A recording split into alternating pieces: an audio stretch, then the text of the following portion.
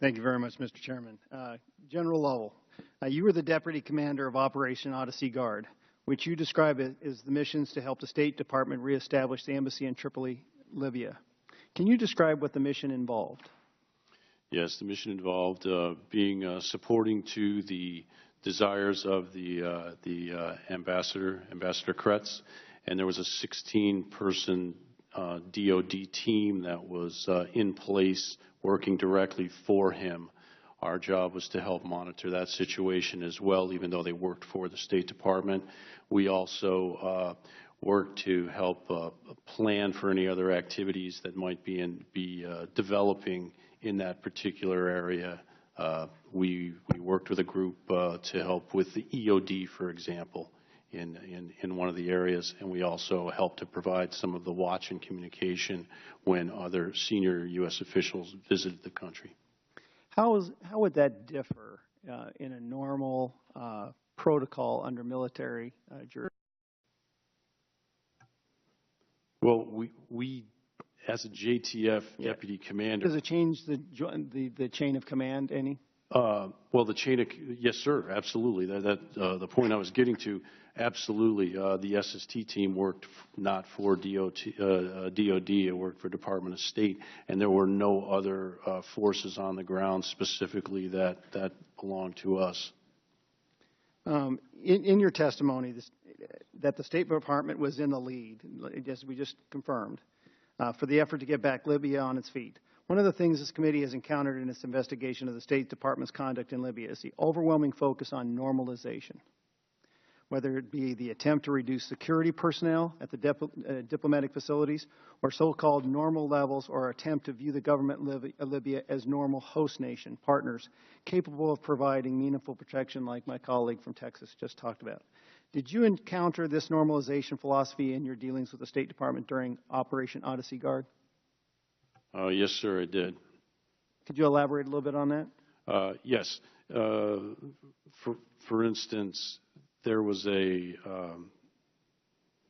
desire to create a new normal within this environment, was basically redefining what I would consider a suboptimal situation. Would you consider it hostile? Yes, sir. Go ahead and continue. The hostile environment that we were dealing with, yeah, our interaction certainly was not with our interagency counterparts. But to keep a low profile by the American government and the U.S. military in that environment at the time, we weren't deploying our forces. There was no Marine Security Detachment, et cetera, some of the other things we've seen in place in other areas where you'd consider a normal type of an environment that was secure. And I guess that's what it really comes down to, is how much security are you willing to, how insecure are you willing to be and still be present, is really what it comes down to. And let's face it, our diplomats take risk every day. But in certain situations, it's always measured risk. And when we measure risk in an environment where by some yardsticks it comes out, the measurement comes out short, and it seemed to be hostile. If it looks hostile and smells hostile, it probably is hostile environment. Well, you compliment, you make this worse because we had an email in regards to what Al-Qaeda was looking to do. Number one, take out the British Embassy, consulate, the International Red Cross, and then Benghazi, the consulate. We accomplished that too. Your intelligence. So wouldn't we have heightened the awareness of that we were in a fractionalized, more hostile environment? You just described it. Yes. So I mean, this is absurd to me. I mean, I'm talking to a man that's spent his life on the defense of our country. Are you aware of any other operation that was this disjointed in your career? Where there the flagrant.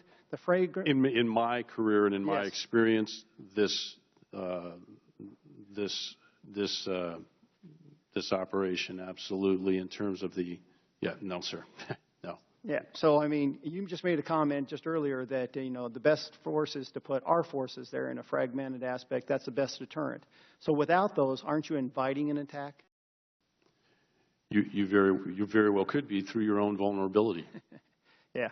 Okay. So what was AFRICOM's role in Libya after Odyssey Guard ended? Did Libya receive any sort of heightened monitoring? The gentleman's time has expired, but you can finish quickly. Yeah. Did Libya receive any sort of heightened monitoring after Odyssey Guard ended? Most certainly, as some of the other panelists have stated here today, we absolutely had a keen watch from a CT perspective, absolutely, as well as also just helping to monitor things going on in the nation in general. I thank you, gentlemen. Thank you.